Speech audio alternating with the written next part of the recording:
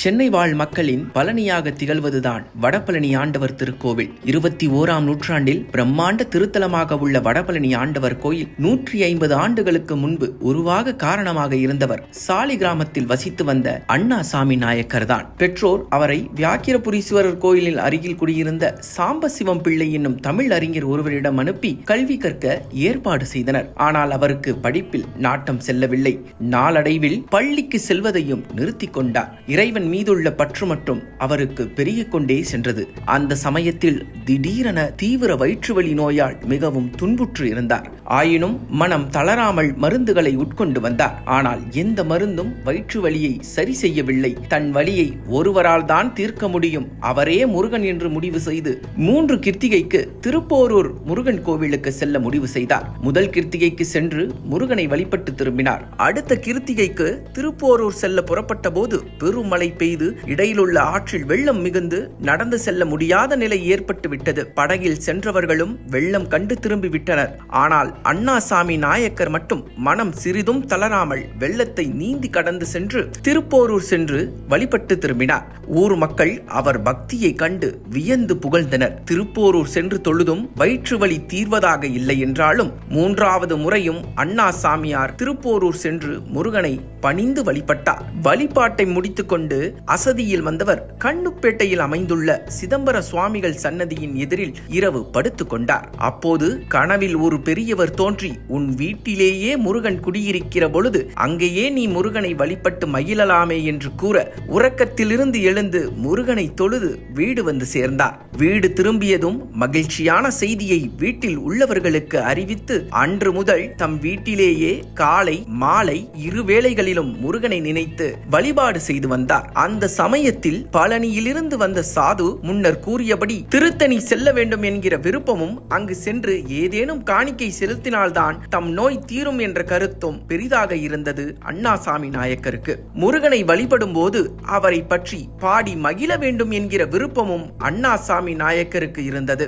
இளமையில் கல்வி அறிவு பெறாததால் தன்னால் அவ்வாறு பாட முடியவில்லை என்று எண்ணி எண்ணி வருந்தினார். அப்போதுதான் அவருக்கு ஒரு விபரீத எண்ணம் தோன்றியது. முருகனை பாடாத நாக்கினை பெற்றத்தான் தன் நாக்கையே அவன் முன் ஏன் பலியிட்டு காணிக்கை செலுத்தக்கூடாது என்று எண்ணம் தோன்றியது. உடனே அவர் சிறிதும் தாமதிக்காமலும் தயங்காமலும் முருகா முருகா என கூவி அழைத்து தமது சாவிக்கொத்தில் இருந்த சிறு கத்தியினை எடுத்து நாக்கை அறுத்து ஒரு இலையில் ஏந்தி பலிபீடத்தின் அடியில் வைத்து வணங்கினார். பழனி சாது தெரிவித்தது போன்று புதுமையான காணிக்கை செலுத்திய மனநிறைவு அவருக்கு ஏற்பட்டது. முருகனுக்கு தனது நாக்கை அறுத்து காணிக்கை செலுத்திய இடமே தற்போது திருத்தணியில் பாவா மண்டபம் என்று அழைக்கப்படுகிறது. நீண்ட நேரம் கழித்து நாயக்கர் நினைவு பெற்று கண்விழித்தார். வாய் பேச வராத நிலையிலும் நாயக்கர் முருகா முருகா என முணுமுணுத்தார். கோயிலை வலம் வந்தார். அருகில் இருந்த படக்கடையில் முருகன் படம் ஒன்றை பார்த்து வணங்கினார். யாரோ ஒரு அன்பர் உடனே அப்படத்தை வாங்கி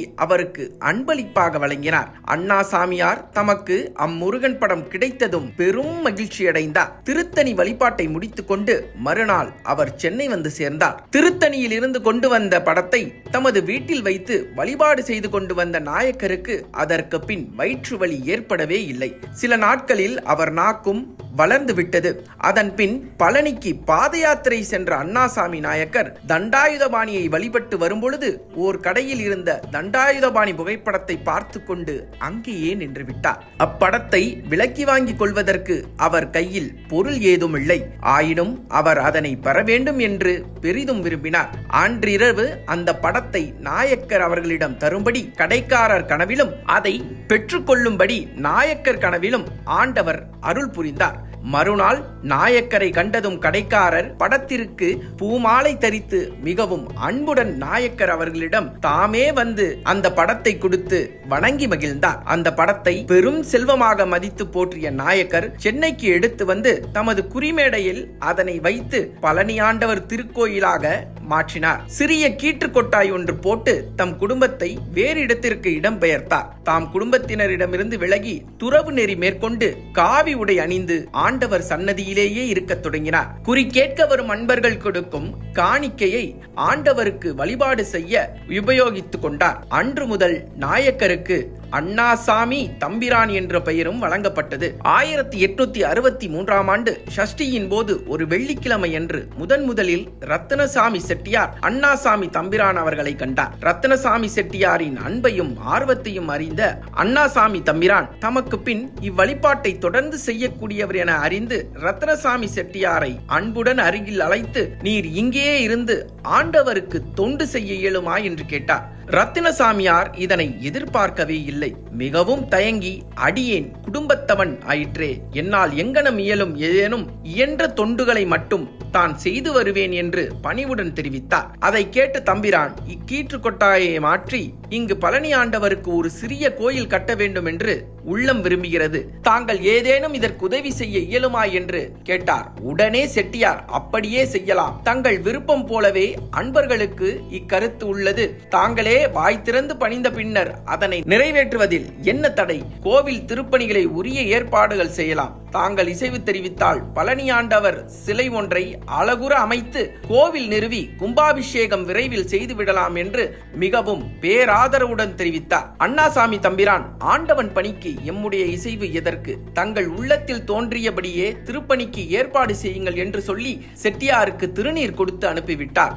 மறுநாளே செட்டியார் வண்ணையம்பதற்கு சென்று தமக்கு தெரிந்த ஒரு ஸ்தபதியாரிடம் பழனி ஆண்டவர் சிலையொன்று செய்யும்படி ஏற்பாடு செய்தார். இந்நிலையில் ஆவணி மாதம் அமாவாசை திதி மக நட்சத்திரத்தன்று அண்ணாசாமி தம்பிரான் ஆண்டவர் திருவடியை அடைந்து விட்டார். சில நாள் கழித்து அவர் கனவில் ஸ்ரீ அண்ணாசாமி தம்பிரான் தோன்றி அவரையும் தம்மை போலவே பாவாடம் தரித்துக் கொள்ளுமாறு பணித்தார். அவ்வாறே ஒரு ஆடி கிருத்திகை அன்று முறையாக நோன்பு இருந்து வழிபாடுகள் செய்து நாக்கை அறுத்து இறைவன் திருமுன் வைத்து வழிபாடுகள் செய்து வழிபட்டார்.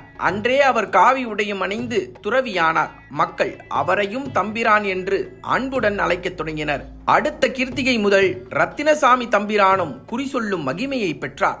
பின் சில நாட்களில் அண்ணாசாமி தம்பிரான் விரும்பியபடியே தொடங்க பெற்ற கோயில் திருப்பணி சிறப்புற நிறைவேறியது. பழனி ஆண்டவர் சிலையும் பிரதிஷ்டை செய்ய பெற்று கும்பாபிஷேகமும் நன்கு நிறைவேறியது. வழக்கம் போல் குறிக்கேட்க வரும் அன்பர்கள் கொடுக்கும் காணிக்கை பொருளை கொண்டே ரத்தினசாமி தம்பிரான் திருக்கோயில் பூசை முதலிய செலவுகளை நன்முறையில் நடத்தி கொண்டு வந்தார். கும்பாபிஷேகத்திற்கு பிறகு கோடம்பாக்கம் குறிமேடையை வடபழனி ஆண்டவர் கோயில் என்று வழங்கும்படி ரத்தினசாமி தம்பிரான் அனைவரிடமும் கூறி வந்தார்.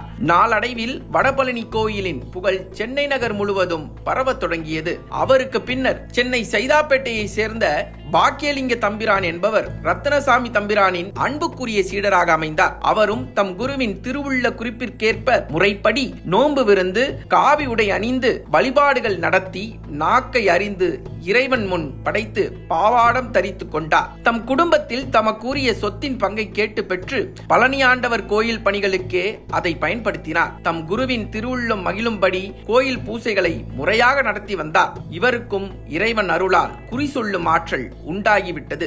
குருவும் சீடருமாக மனமொத்து பழனி ஆண்டவருக்கு சில ஆண்டுகள் சேவை செய்து வந்தனர். 1886ஆம் ஆண்டு மார்கழி மாதம் சஷ்டி நாளில் சதய நட்சத்திரத்தன்று ஸ்ரீ ரத்தினசாமி தம்பிரான் இறைவன் அடி சேர்ந்தார். பின்னர் பாக்கியலிங்க தம்பிரான் கோயில் பணிகளை மிகவும் கண்ணும் கருத்துமாக செய்து வந்தார். ஸ்ரீ பாக்கியலிங்க தம்பிரான் வடபழனி கோவிலுக்கு இவர் பாவாடம் தரித்து கொண்ட நாள் முதல் ஏறத்தாழ 50 ஆண்டுகள் பணிபுரிந்திருக்கிறார். இவருடைய காலத்தில் தான் பெரும் முயற்சிகளின் பயனாகவே ஸ்ரீ வடபழனி ஆண்டவர் கோயில் பெரும் புகழ் பெற்றது. பாக்கியலிங்க தம்பிரானின் குறி சொல்லும் ஆற்றலால் அன்பர்கள் பெருந்திரளாக கூடி வந்தனர். கோயிலின் வளர்ச்சியும் புகழும் நன்கு பெருகின.